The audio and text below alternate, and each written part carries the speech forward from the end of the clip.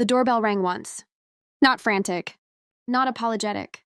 Careful. I was rinsing a mug I did not need, in a house I paid for with a name no one knew. When I looked through the peephole, the past stood there in pieces. My mother's eyes were red. My father's shoulders curved inward like he had finally learned gravity. Behind them, my adopted sister stared at the ground, hands folded the way she used to when she wanted to look small. I didn't open the door. 10 years earlier, I was 17 and standing in the living room of the house I grew up in, watching my life get sentenced without a trial. She cried, loud, convincing. She said my name like it hurt to say. She said she was pregnant. She said it was mine. I remember the silence after, the kind that rings.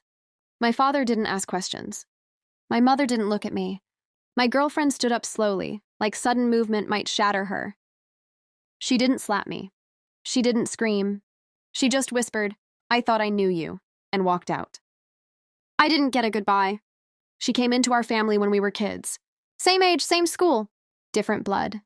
I was told to protect her. I did. I shared my room, my friends, my parents' attention. I defended her when teachers doubted her. I lied for her when she skipped class. I trusted her because I was trained to. That trust was the blade. I noticed the change weeks before the accusation. She stopped looking me in the eye. Started picking fights over nothing. Late-night phone calls she'd end the second I walked in.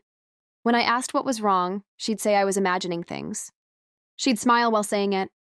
That should have scared me. The day she accused me, she already knew the ending. I didn't. They gave me 1 hour to pack. No police, no questions. Just disgust wrapped in disappointment. I left with a duffel bag and a phone full of messages that stopped coming one by one. I vanished because staying would have killed me. The first year was survival. Manual labor. Fake names. Sleeping in places that smelled like other people's desperation. I replayed that living room every night, trying to find the moment I could have stopped it. There wasn't one. What saved me wasn't hope. It was anger with direction. I started collecting facts the way other people collect apologies.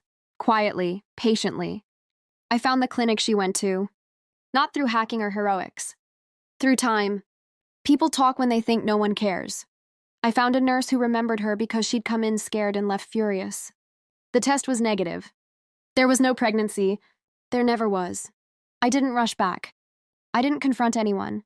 I built a life first. Education, work, credit, a reputation that didn't need defending. I learned how systems move, how people hide, how truth waits for leverage. Then I pulled the thread. An old friend admitted she'd helped her fake the symptoms.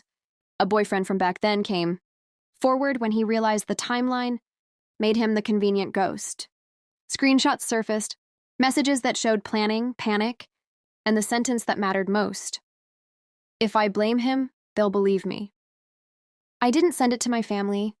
I sent it to a lawyer. The truth came out the way it always does. Not loud, just undeniable. No charges. No dramatic courtroom. Just a letter. Then another. Then a call from my mother that I let go to voicemail. That's when they came to my door. The doorbell rang again. Softer this time. I stayed still. On the other side, I heard my sister finally speak. She said my name like a confession. She said she was sorry. She said she'd ruined everything. I believed her. That didn't mean I owed her anything. Revenge doesn't always look like destruction. Sometimes it's absence. Sometimes it's letting people sit with the version of you they created, knowing they can't reach the real one anymore. I watched them leave through the camera on my phone. My father wiped his face. My mother held on to him like she might fall. My sister looked back once like she expected mercy to chase her. It didn't. I went back to my mug. The coffee was cold. I drank it anyway.